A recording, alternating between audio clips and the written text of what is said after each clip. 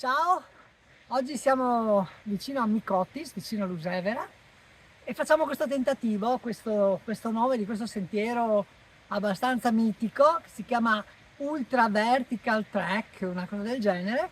Vediamo quanto ultra vertical è. Ora cominciamo.